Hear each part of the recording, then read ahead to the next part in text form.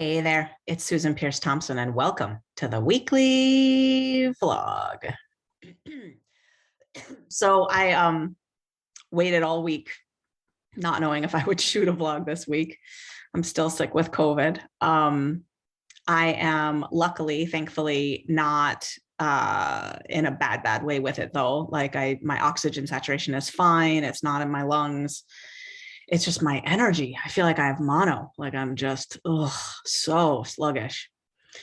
On the positive side, I have been resting and really enjoying the space. It's been quite nice because I don't typically just lie around. It's not something my life affords much. But I've just been sitting around, lying around, sitting around, more lying around, more sitting around. I just finished a 1,000-piece puzzle of Paris, which was beautiful to work on. I did it all by myself. I read a couple of novels. And yeah, so here it is Wednesday, and I am at the last second deciding to shoot a vlog. I've been sitting around, and so I spend some time on my phone and social media, and I've been scrolling through. And I was noticing this one bright liner was posting her food, like pictures of her food.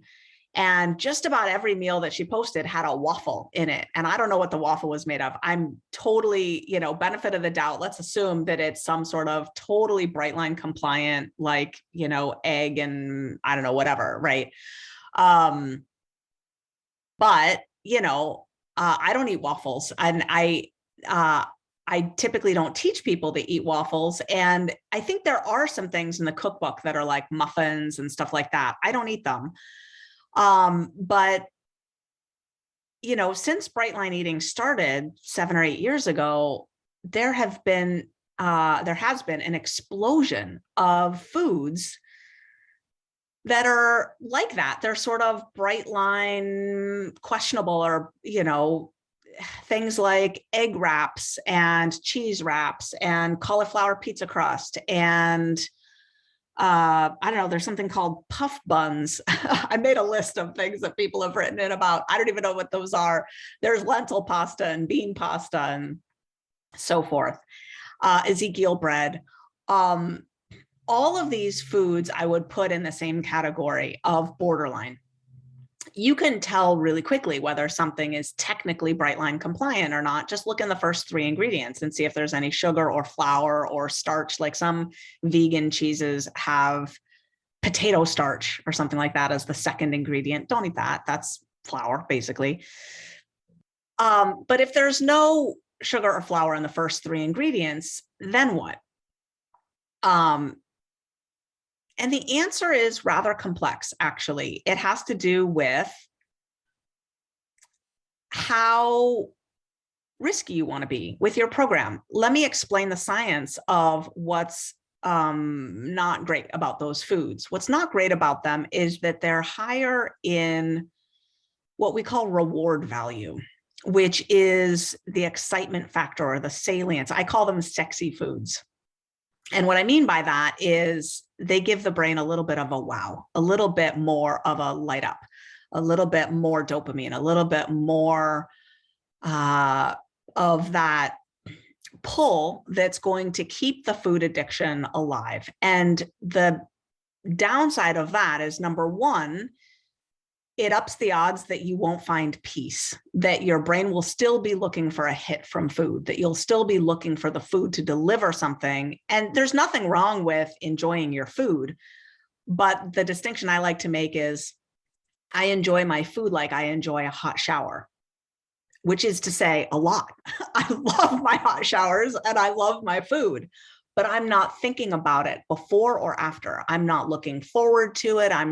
My brain's not sort of going, oh, I can't wait. How long am I going to shower? Am I going to suds my hair this way or that way? I'm not thinking like that, right? I love my hot showers and I don't think about them at all other than when I take my hot shower. And that's how we want our food to be. Like when you sit down to eat your meal, I want you to go, oh, yes, like yum. I'm so ready to eat. This food tastes so good to me. This hits the spot. Yes. And then when the last bite is done, the fork goes down, and then it's on to life, and you're not thinking about food other than that. That's the ideal state. What is less than ideal is if in between meals all day, you're thinking about what you're going to eat later or when you're going to eat. And it's not that that's morally not great. It's that ups the odds that you're not going to be able to stay bright, because those sorts of thoughts, that sort of food chatter, is the precursor to eating outside of mealtime. And it also increases, now this is the other big issue, increases the odds that your brain is going to keep fighting your weight loss and or force you to regain weight after you lose it. And this has to do with something called the adiposity set point, which is whether the brain allows us to lose our weight and keep it off. And the brain is king. If the brain is fighting you, you will not win. Don't believe me? Try to run up 15 flights of stairs holding your breath. Good luck with that, right? When the brain decides it needs oxygen, fuel, these are requirements that the brain absolutely forces us to procure. Like, we will be forced to breathe, to eat, if the brain thinks that our survival is threatened. So one of the most important findings in food science over the last 50, 60, 70 years is that the simplicity of our food is the number one driving factor that allows the brain to lower the adiposity set point. In other words, that allows the brain to stop fighting us so we can lose our weight and then keep it off.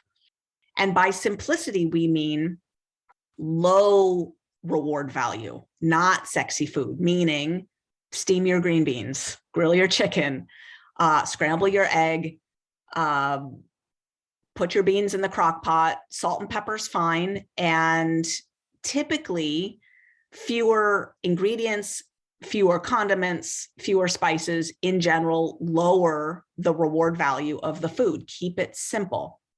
Now, finding the sweet spot where you can, no pun intended, where you can enjoy your food, love your food, feel great doing bright line eating, have enough variety that you're not bored, and you can stick with it long term, and it's not so sexy that it's lighting up the brain and causing the brain to think that it needs more food.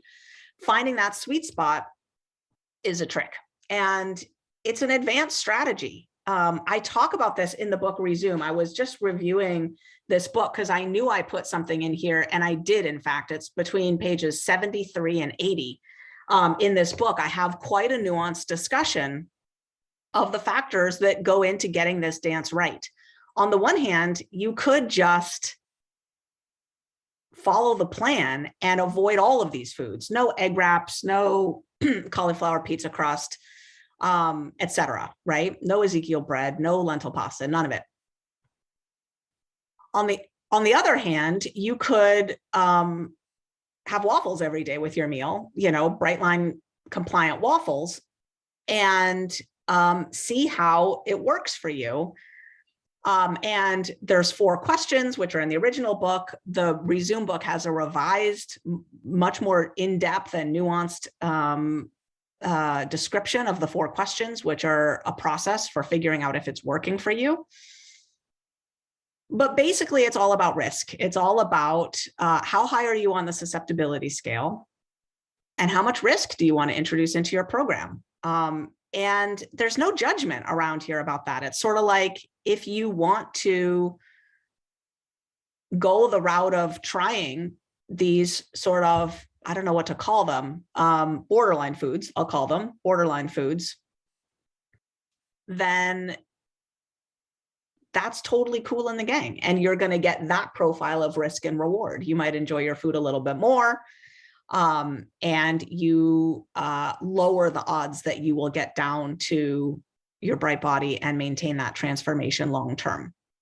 If you want to avoid those foods and just play it straight and narrow, you may or may not enjoy your food less, actually, because luckily the brain and the taste buds adapt to whatever we're eating. Go look at what indigenous hunter-gatherer populations that still exist eat. They eat 50% of their calories usually from one food, and they eat a tiny subset of the foods that are available around them, and they move along with life. And if you ask them, they're not missing anything. That's just how people eat typically when there's not a grocery store around.